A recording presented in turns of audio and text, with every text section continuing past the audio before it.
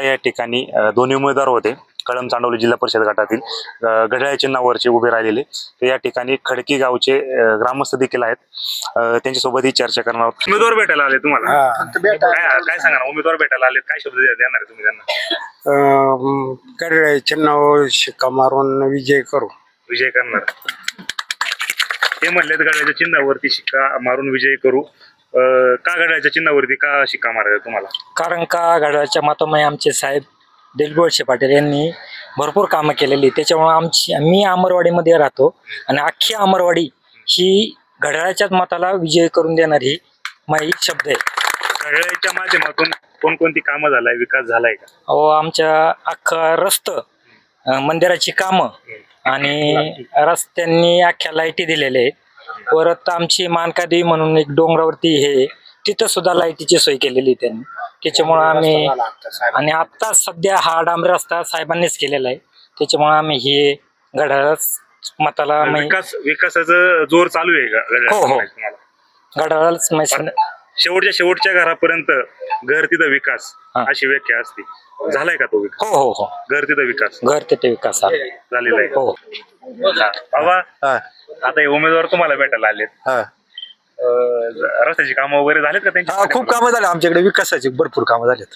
काय काय कामं झालीत विकास? आमच्या एक रस्त्याची कामं झाली आहेत, त्याच्यानंतर पाणी पुरवठ्याची कामं झाली आहेत, त्याच्यानंतर अंगणवाडी हॉलचं काम झालं आमच्या गावात, पुलाचं काम झालं, भरपूर विकासाची कामं झाली. कोणाच्या माध्यमातून झाले? हे आपले आमदार दिलीपराव वळसे पाटील साहेबांच्या माध्यमातून झाले. दोन उमेदवार आले तुमच्याकडे, माहिती कोण उमेदवार आहे? अहो, उमेदवाराचे ते माय रमेश शेठ खिलारी आहे ना, माय खास मित्र आहे माझा, जोडीदार आहे. ते मला ते आपले सचिन दादाचे, मी पूजनला असतो काय.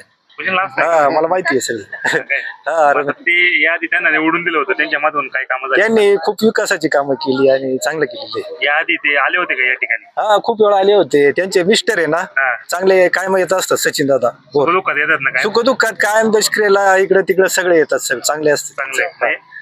चांगलं काम करतील, चांगलं त्यांचं काम करतील आणि लोक 100% त्यांना निवडून देतील. 100% मला खात्री आहे. विकास यावेळेला दोन्ही उमेदवार आहे ना, 100% खात्रीने निवडून येणार.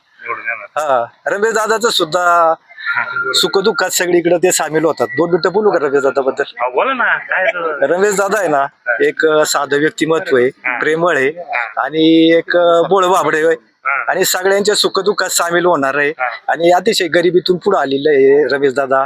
सगळ्यांनी नाही वेळेला ना, एक सगळ्यांना एक अजितदादा सारखं भावंडी गावात करतो मी की यावेळेला 100% सगळ्यांनी येणार रमेश दादाला ना, घड्याळाच्या चिन्हावर मत देऊन सगळ्यांनी आपण यावेळेला ना एक निवडून द्यावं.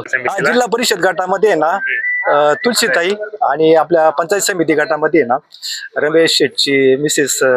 तर या ठिकाणी मिस्टर चांगले ओळखतात. तर या ठिकाणी हे ग्रामस्थ होते, यांनी सांगितलं या ठिकाणी विकास. आपल्या समितीत आता हे शशिकांत भांगर आहे, सिव्हिल इंजिनियर. खडकी पिंपळगावचे सिव्हिल इंजिनियर आहेत. त्यांनी सांगितलंय का पंचायत समितीसाठी सीमाताई आणि जिल्हा परिषदेसाठी तुलसीताई यांनाच विजयी करा. सगळ्यांनी त्याच्या पाठीमागे उभं राहा. पाहू आता येणाऱ्या काळात काय होतंय. मी स्वप्नील, तुम्ही पाहताय सिद्धांत प्राईम.